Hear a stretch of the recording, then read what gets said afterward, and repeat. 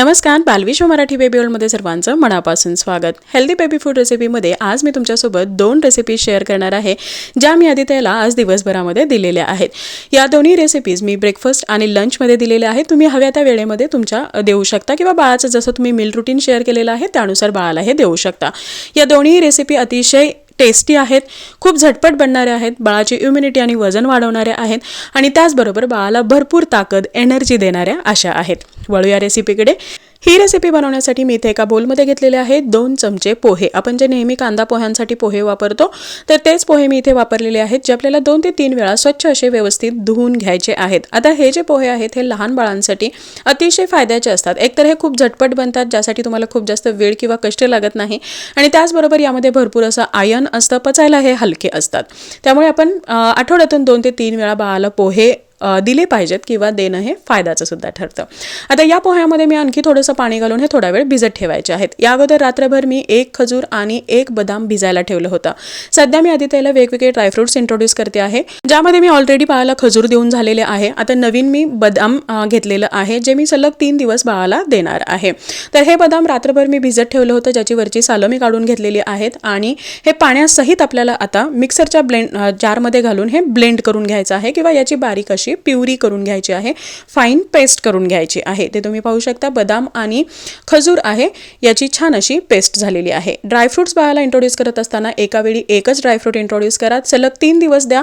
बाळामध्ये काही ॲलर्जी वगैरे होते आहे का ते चेक करा, नसेल तर तुम्ही नवीन ड्रायफ्रूट बाळाला इंट्रोड्यूस करू शकता अगोदर इंट्रोड्यूस केलेल्या ड्रायफ्रूट सोबत। आता हे मी इथे एका पातेल्यामध्ये थोडंसं पाणी घेतलेलं आहे, त्यामध्ये आपण जे भिजवलेले पोहे होते तर तेही यामध्ये घातलेले आहेत आणि त्यासोबतच आपण जी ड्रायफ्रूटची पेस्ट करून घेतलेली होती तर ती सुद्धा यामध्ये घातलेली आहे। यामध्ये आपण खजूर घातलेला आहे आणि बदाम घातलेला आहे। तुम्ही जे बाळाला तुमच्या ड्रायफ्रुट्स देत आहात तर त्यानुसार हे जे काही याची प्युरी आहे हे करून यामध्ये घालू शकता आणि छान असं तुम्हाला हे झाकून थोडा वेळ शिजवून घ्यायचं आहे। ह्याला मॅश करण्याची किंवा मिक्सरमध्ये फिरवण्याची गरज नाही, याला एक हलकंसं टेक्स्चर येतं, जे 7 महिन्याच्या बाळासाठी अगदी परफेक्ट आहे। आदित्य सुद्धा आता 7 महिन्याचा आहे आणि तुम्ही पाहू शकता हे खूप छान पद्धतीने तो एन्जॉय करतो आहे। सुरुवातीला कोणताही पदार्थ देत असताना थोडासा पातळ ठेवा, जसा बाळ तो ॲक्सेप्ट करायला लागेल तर त्यानंतर तुम्ही याची जी कन्सिस्टन्सी आहे ही थोडीशी घट्टसर ठेवू शकता। तर अशा प्रकारे ही जी काही पोह्यांची खीर आहे ही तुम्ही लंचमध्येही देऊ शकता किंवा डिनरमध्ये किंवा ब्रेकफास्टमध्ये सुद्धा हे बाळाला इंट्रोड्यूस करू शकता। यानंतरची जी पुढची रेसिपी आहे ही मी आदित्यला दिलेली होती लंचमध्ये, जी त्याला प्रचंड आवडली आणि आत्तापर्यंत मी जेवढ्या काही रेसिपीज त्याला ट्राय केल्या तर त्यामध्ये त्यांनी ही जी रेसिपी आहे, हा जो पदार्थ आहे हा अगदी आवडीने आणि पोटभर खाल्ला। अगदी 2 चमचे त्यांनी बाकी ठेवलं होतं, बाकी सगळा त्यांनी खूप छान पद्धतीने खाल्ला। आता ही रेसिपी मी कशी बनवली, यासाठी मी एका कढईमध्ये 1 चमचा प्लेन पॉरिश ओट्स घेतलेले आहेत। हे इन्स्टंट किंवा फ्लेवरवाले ओट्स नाहीत, जे प्लेन ओट्स मिळतात तर ते ओट्स आहेत। हे ड्राय रोस्ट आपल्याला करून घ्यायचे आहेत आणि थंड व्हायला बाजूला ठेवायचे आहेत। ओट्स जेव्हा तुम्ही थोडेसे रोस्ट करून घेता तर त्याचा बलवर्धकपणा हा कैक पटीने वाढायला मदत होते। त्याच कढईमध्ये मी थोडं पाणी घालून गरम व्हायला ठेवलेलं आहे।